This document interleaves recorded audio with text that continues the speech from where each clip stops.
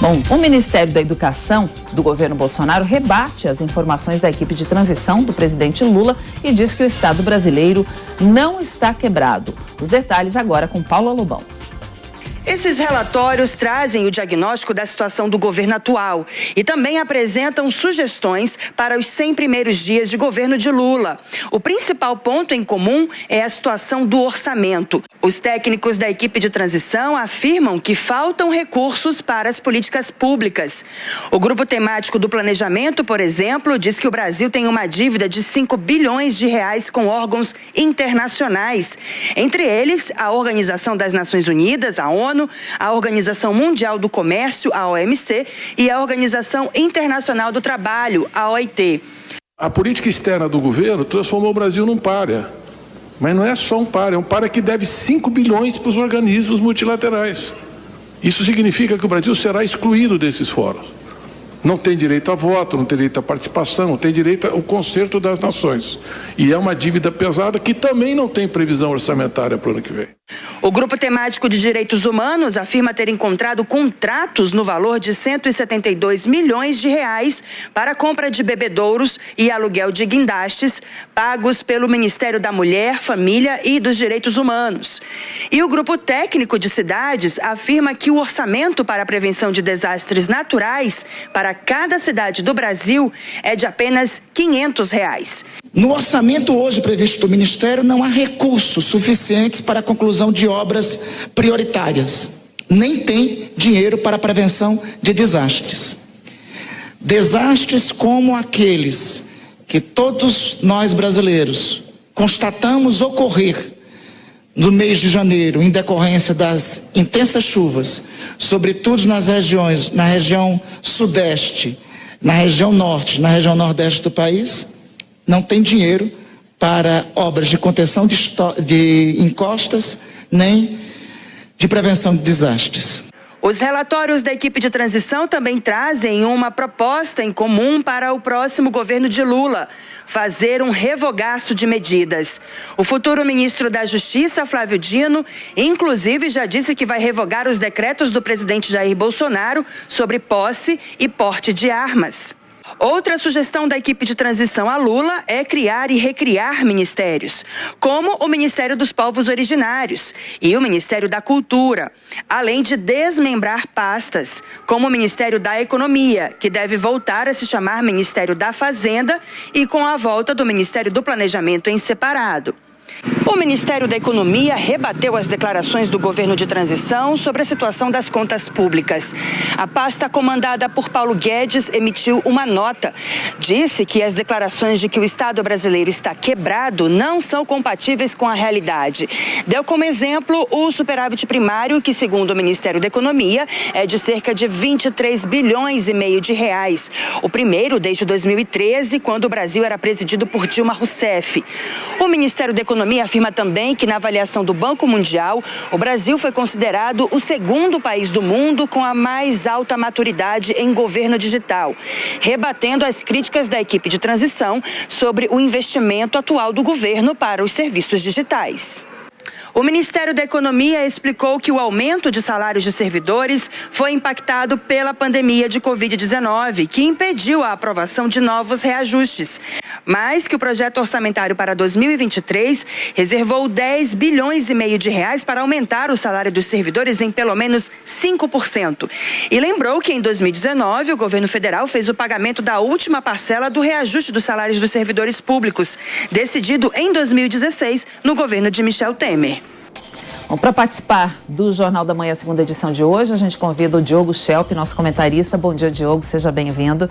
Diogo, essa segunda-feira aí teremos a diplomação de Lula aí nessa tarde, essa diplomação que marca o fim aí do processo eleitoral e quando o Lula formaliza a escolha dos eleitos. Mas tem essa história toda da PEC que está sendo muito polêmica ainda, né? O que a gente pode esperar dessa semana? Tem a quarta-feira, que é a quarta-feira, super quarta-feira que muitos estão chamando.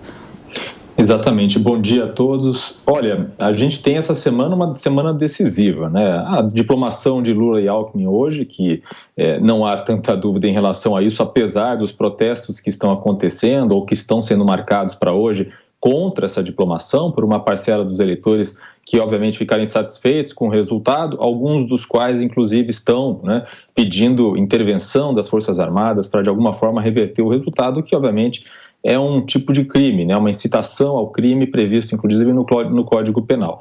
De qualquer forma, a diplomação vai acontecer, ninguém tem dúvida disso, e essa semana a gente tem tanto a PEC da transição, ou PEC fura-teto, que será votado, quanto a questão do orçamento secreto, que pode ser decidida pelo STF essa semana, e talvez alguma manobra aí do Congresso para tentar justamente influenciar de alguma forma nessa votação, nesse julgamento do STF.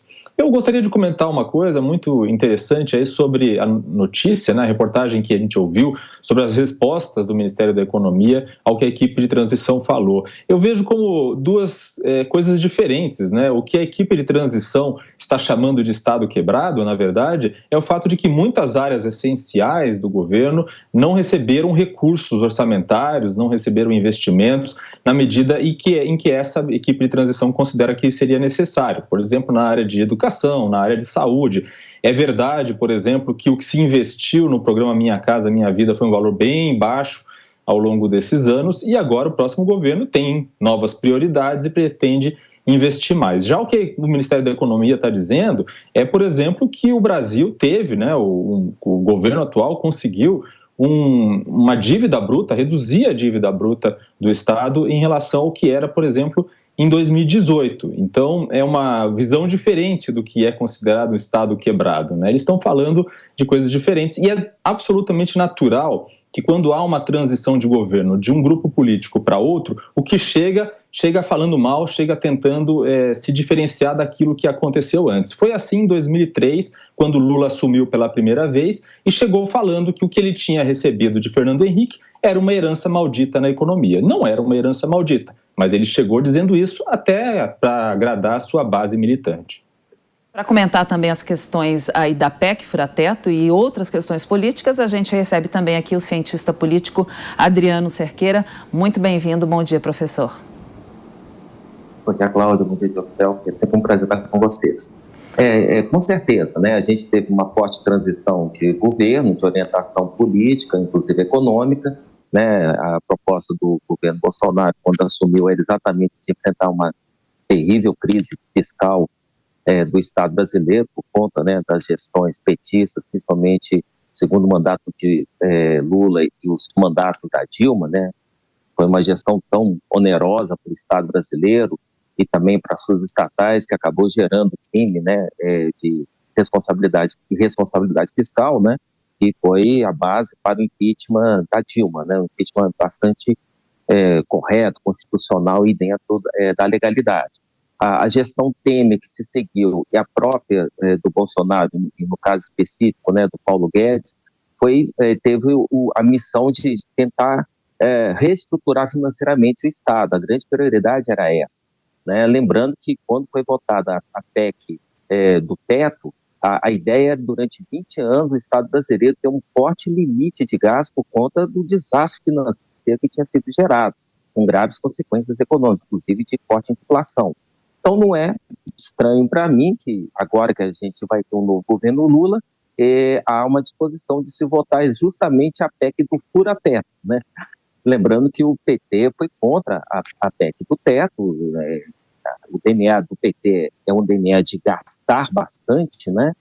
E investir os recursos da União em políticas que eles consideram necessárias, sem muita preocupação quanto às origens financeiras disso. Então, é de se esperar que esse próximo governo, com novos ministérios que devem ser criados, né, beirando os 30, talvez até mais, de acordo com algumas conversas que têm aparecido aí, mostrem novamente, né, esse DNA assim, do PT que gosta de gastar bastante, né, não tem uma grande preocupação fiscal. E o problema, só para encerrar, é que a gente tem agora um Banco Central independente e sempre que vê um governo gastão, reage elevando as taxas de juros, que hoje estão em 2 dígitos, e se tudo que se estiver aparecendo em termos de novo governo Lula se confirmarem, eu acho que teremos, por muitos meses, altas taxas de juros ainda prevalecendo na nossa economia, o que vai dificultar justamente a recuperação econômica.